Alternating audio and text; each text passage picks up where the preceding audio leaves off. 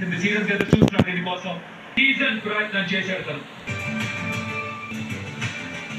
అది కూడా అంతా కూడా ఇంటర్వ్యూస్ అన్ని కూడా ఇంపార్టెంట్ అని వస్తున్నాయి.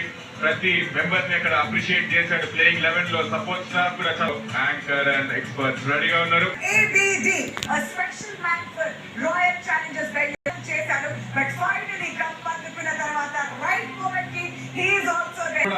అలానే ఇమోషనల్ అయి సచిన్ తెలుగుని ఇట్లా భుజాల మీద మోసాడు. ఇప్పుడు ఎక్స్పీరియన్స్ మరి ఫైనల్లీ ఛాంపియన్స్ 2025 ఎవరు అంటే రాయల్ ఛాలెంజర్స్ బెంగళూరు. మరి ఈ ట్రోఫీ మీద చేయడానికి వాళ్ళకి 18 సంవత్సరాలు పట్టింది.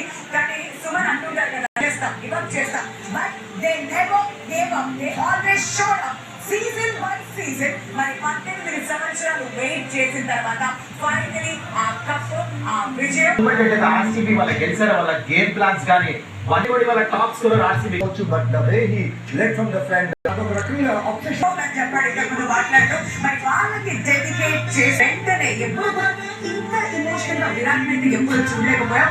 ఇది రాజముద్ర. విరాట్ కోహ్లీ అంటే లాయల్ గా ఒకటే ఫ్రాంచైజీ ఉంటూ 18 ఇయర్స్ వరకు ట్రోఫీ గెలవలేదు. తను చూసుకోండి ఎన్ని ఫ్రాంచైజీ తన మాటల్లోనే విన్నాం. నేను ఇక్కడే ఉంటా, లాస్ట్ వరకు ఇక్కడే ఆడతా, ట్రోఫీ కూడా ఇక్కడే గెలుస్తా, ట్రోఫీ వేరే టీమ్ తో గెలిస్తే బహుశా అక్కడ విరాట్ కోహ్లీ చెప్పడం మనం విన్నాం. And they totally deserve it. ఎలా అయితే మొత్తం టోర్నమెంట్ ఆడారు, నాట్ జస్ట్ విరాట్ కోహ్లీ, మొత్తం టీమ్ కూడా ఎలా అయితే కాంట్రిబ్యూట్ తను ఆర్సీబీకి లాస్ట్ సీజన్ ఆడాడు, కాకపోతే ఆ కప్ అందించలేకపోయాడు. ఈసారి కొత్త అవతారంలో మెంటర్ లాగా వచ్చాడు, అది కలిసి వచ్చింది. ఆర్సీబీలో 8 ఛాంపియన్స్ వీళ్ళు 8వ టీం అన్నమాట. ఎప్పుడెప్పుడా